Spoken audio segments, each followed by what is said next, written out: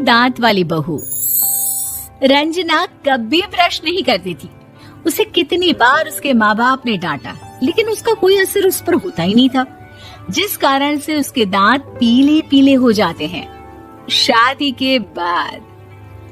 अरे बहू, वैसे तो तुझ में कोई कमी नहीं है, पर तेरे दांत इतने पीले कैसे हैं बेटा? कैसे मतलब? कोई सर्जरी थोड़ी ना कराई है। वो तो क्या नाम, मैं ब्रश नहीं करती थी तो पीले हो गए। अब क्या करूं? आप कहे तो लाल करवा लूं या फिर काले? यार ये क्या है, क्यों माँ से लड़ रही हो? लड़ रही हूँ? अरे मैं लड़ रही हूँ या ये बोल रही है कि दांत पीले हैं, पीले। अरे तपस्या थोड़ी ना की है इन्हें पीले करने के लिए। बकायदा ब्रश नहीं किया है 20 साल तक, तब जाकर। छी, कैसी बात कर रही हो? ये उस वक्त तो पीले नहीं थे जब हम लोग तुम्हें देखने आए थे। अरे तब साफ करवा लिया होगा डेंटिस्ट के पास जाकर। अब देखो कैसे पीले पीले लग रहे हैं। रंजना सास की तरफ गुस्से से देखती है। फिर शुरू हो गई पीले पीले पीले।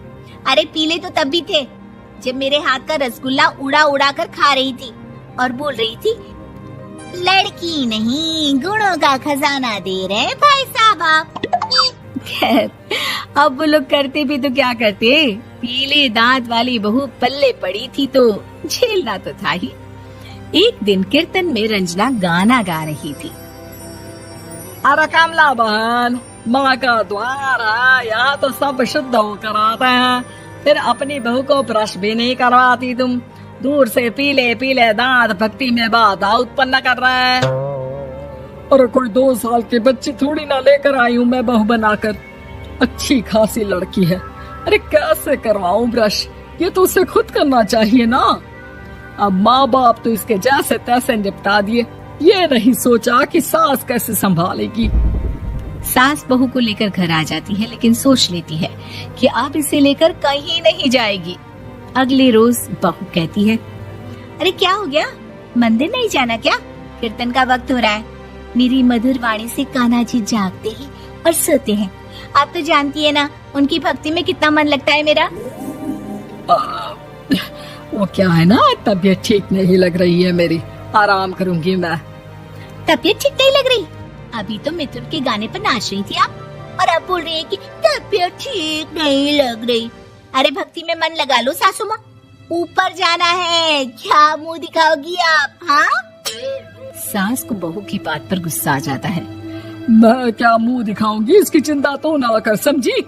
अपने मुंह की चिंता कर, जो ये पीले पीले दांत लेकर हर जगह पहुंच जाती है। पता है लोग कितना मजाक बनाते हैं। ना जी ना, मैं नहीं जाना कहीं तेरे साथ।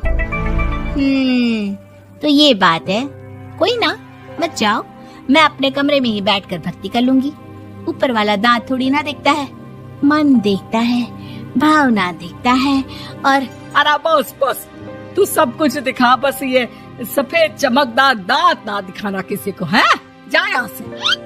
बहू को सास की बात का कोई फर्क नहीं पड़ता, वो तो जैसी थी वैसी ही रह जाती है। सुबह नहाकर किचन में खाना बनाना, फिर खाना खाना, कीर्तन भजन करना और सो जाना। एक दिन, माँ जी मैं सहेली के घर जा रही हूँ, शाम को लेट आऊंगी। हाँ, तो जाना, मैंने कौन सा तेरी आरती करनी है घर पर बैठकर। रंजना सहेली के घर जाती है, जहाँ वो पार्टी में जाने की तैयारी कर रही होती है। अरे शिखा, कहाँ जाने की तैयारी कर रही है? मैं गलत वक्त पर आ गई क्या? अरे नहीं यार, उल्टा सही वक्त पर आई है। मैंने ये साड़ी और ज्वेलरी निकाली है यार, शाम को इनके ऑफिस की एक पार्टी में जाना है। बताना कैसा लग रहा है ये सब? नहीं यार, इस ड्रेस के साथ तो वो वाली ज्वेलरी अच्छी लगेगी। हाँ, सही बोल रही है, मैंने ध्यान ही नहीं दिया। वैसे तो हमेशा से मस्त फैशन सेंस रखती है। तो बड़ा जाती होगी ना पति के साथ पार्टी में। रंजना कुछ नहीं बोलती, बस सोचती है कि यार काश ये बात सही हो जाती, पर मैं क्यों नहीं जाती पार्टी में? क्या इन लोगों की कोई पार्टी होती नहीं होगी? रंजना घर आती है और रात में पति से सवाल करती है, एक बात बताइए, आप मुझे किसी पार्टी में क्यों नहीं ले जाते? क्या आपके यहाँ ऑफिस में पार्टी नहीं होती? पति बेचारा क्या कहता कि दांत पीले हैं तुम्हारे इसलिए। अरे कोई पार्टी होती नहीं हम लोगों के ऑफिस में, तो कहाँ से लेकर जाऊं? और मार्केट, मॉल, कहीं वीकेंड घूमना, कहीं तो। अरे यार सारे हफ्ते में एक छुट्टी मिलती है, तो सोचता हूँ कि आराम ही कर लूं। क्यों? रंजना मन मार के रह जाती है। पहले कभी सास के साथ मंदिर जाया करती थी, लेकिन वो भी सास ने ले जाना बंद कर दिया। घर बैठी बैठी रंजना बोर हो जाती है। तभी उसे आइडिया आता है और वो मायके जाने का सोचती है। सासू माँ, 2 दिनों के लिए मम्मी के घर जा रही हूँ। अच्छा अच्छा ठीक है, आराम से जा। और हाँ, माँ से कुछ अच्छी आदत सीख कर आना कि कैसे शरीर के हर भाग की तरह दांतों की सफाई भी जरूरी होती है, समझी? शुरू हो गई ना आप। वो लोग आपकी तरह नहीं है कि छोटी छोटी बात का बतंगड़ बना दे। उन लोगों के लिए मैं मायने रखती हूँ, ना कि मेरे पीले पीले दांत। रंजना माँ को बिना बताए उन लोगों को सरप्राइज देती है, लेकिन जैसे ही वो दरवाजे पर पहुँचती है, अंदर देखती है कि घर वाले कहीं जा रहे होते हैं। अब माँ, काश रंजना दीदी के दांतों वाली प्रॉब्लम नहीं होती, तो वो भी हम लोगों के साथ चलती ना बुआ जी की बेटी की शादी में। हाँ बेटा, लेकिन अब उसे कौन समझाए कि उसको उसके पीले दांत नहीं दिखते, लेकिन उसके आसपास के लोगों को कितना एम्बैरेसिंग फील कराते हैं। मुझे तो कितनी बार उसके स्कूल की टीचर ने शिकायत की कि उसके साथ कोई लड़की बैठना भी नहीं चाहती, और ना ही कॉलेज में कोई उससे बात करना चाहता था। लेकिन पता नहीं क्यों उसे ये बात समझ में ही नहीं आती। कोई कमी नहीं है उस लड़की में, बस यही कि दांत पीले हैं। वो तो भला हो जीजा जी और उनकी माँ का, जो दीदी को जैसी है वैसे ही रखा हुआ है। रंजना को अपने घर वालों की बात सुनकर बहुत दुख होता है। वो सोचती है कि वो क्या करे, लेकिन फिर वो सीधा डेंटिस्ट के पास जाती है, अपने दांत चमकाती है और कसम खाती है कि वो रोज ब्रश करेगी। अरे क्या हो गया? तुम तो 2 दिनों के लिए गई थी ना, पर कोई ना, अच्छा है, चलो आ गई तो।